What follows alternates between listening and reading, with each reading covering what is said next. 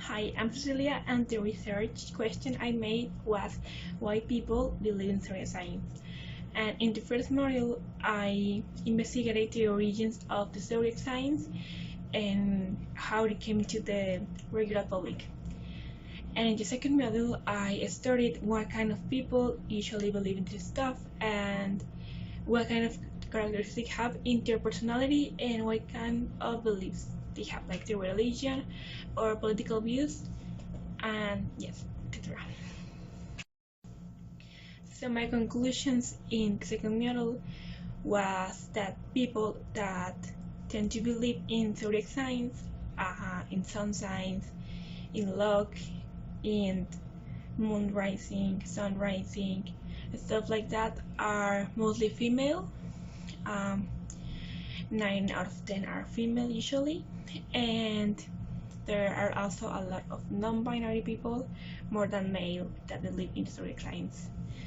And I asked people ages 16 to 21, and most of the questions were very personal, so I didn't ask their names in the survey, but I observed some results as that people that do believe in zodiac signs are usually have or anxiety, depression, an eating disorder, or borderline personality disorder.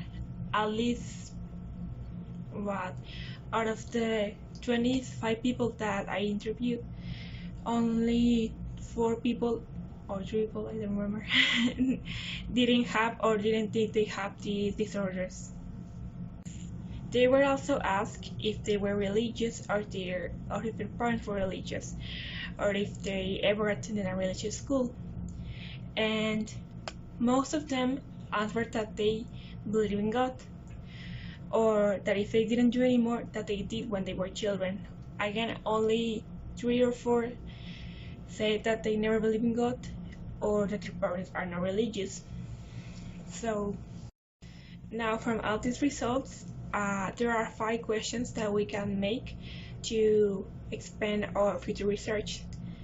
Those are, is zodiac signs an alternate thing to Abrahamic religions like Judaism, Islam, or Christianity? Second one, even though I already observed that most of the people that claim to believe in zodiac signs really believe in are prone to mental disorders, or they are already diagnosed with them, it is worth searching further to see if this is actually true. Like in a bigger sample, bigger than 100, I will say, and random sample, it is true that people with anxiety, depression, borderline personality disorder, eating disorders, and psychopathy, and all these things, they believe in zodiac signs too. So the second question will be, do people with mental diseases are more likely to believe in zodiac signs for some reason? The third question will be also related with the first one, and I already asked if maybe the zodiac signs are like an alternative to religions, but it might be an escape from something else.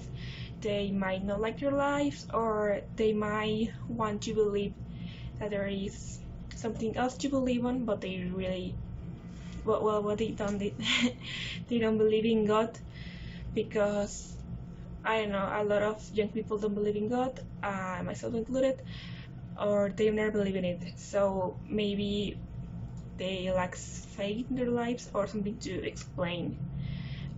So maybe with zodiac signs they want to give an explanation to all of that. The fifth question will be, do people really believe in this? Like some people believe in religion and some people believe in God, or it is just a trend and it's gonna disappear in a couple of years, or if they are just joking with it, or just do it because they think, oh, this might be true, this might, so we may do it. And yeah, my big question will be, do really people believe in this, or they just set their minds to? Some of the valuable information of the results I made for psychology or anthropology or sociology will be if sick people, mental sick people, are really likely to believe in those things. Not only zodiac signs, something harmless, something that they can really make a lot of it, but maybe they will start believing in something else, like in gods or extreme religions or something like that. So it is a concern for some people. Again, this also might be for concern of psychology or psychiatry, that if people that believe in these sort of things are, is this an indication of depression, anxiety, or PTSD or something, or some other mental disorders? And if they are, it is possible to treat them on time and preventing from escalating to something else. Again, this also might be for concern of psychology or psychiatry, that if people that believe in these sort of things are, is this an indication of depression, anxiety, or PTSD or something, or some other mental disorders? And if they are, it is possible to treat them on time and preventing from escalating to something else.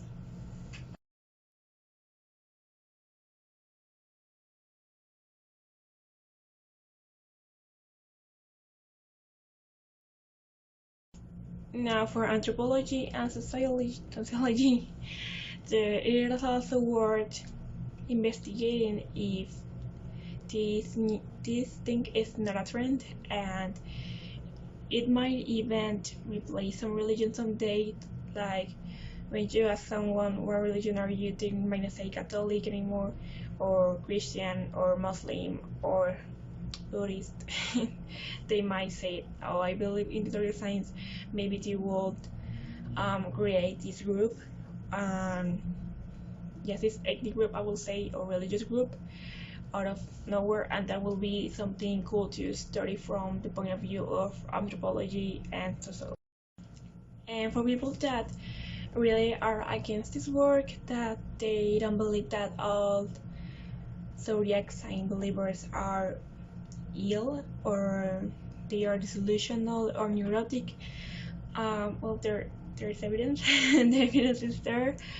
Or, well, at least in teenagers, at least we can observe, adults can observe, like doctors and psychologists can see from the point of view of teenagers, like ages to 10 to 22, I guess, young people. Maybe in adulthood they don't really believe these things anymore because they are old, they are obviously wiser, and I think like a lot of people don't believe in God nowadays. There are more adults atheists, I think, than children atheists, because yeah, well, they are more open to everything, to every kind of information, and yeah, so that's why there are so many adult atheists, right? But maybe if adults can see, like, if this 12-year-old really believes that she can do this thing because this planet is there, she might have, it might is a sign of something else. Maybe she is sort of disillusional, maybe she's just playing, or but if she really doesn't want to do something because some planet is somewhere, yeah, there might be some sign of something. Or, well, a 12-year-old is young still, right? But when a 24 years old does it, or even a 20-year-old really believes that, I don't know, Mercury is in retrograde, or you can do that because you're a Scorpio, but really believes that, like, some people believe in God, and that is understandable that some people believe in God because their religions have been formed like 2,000 years. So it's very hard to just get free of that in a couple of months, something that has been living up for 2000 years. But the zodiac signs, this what we know today as zodiac signs and what regular people see, was invented in the 50s. It was widespread, of course. The Sumerians and ancient civilizations used it, right?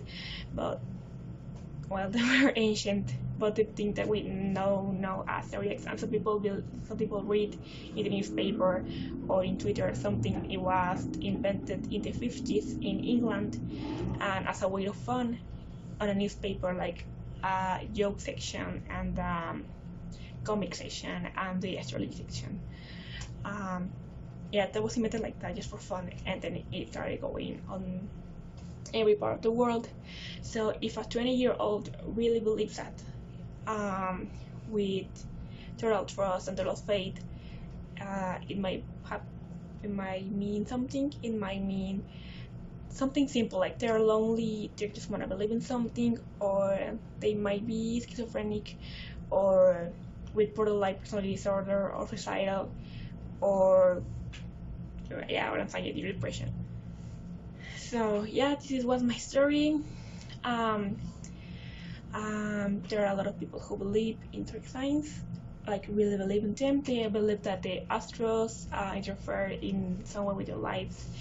They believe that some people are born with similar characteristics because of the time they were born.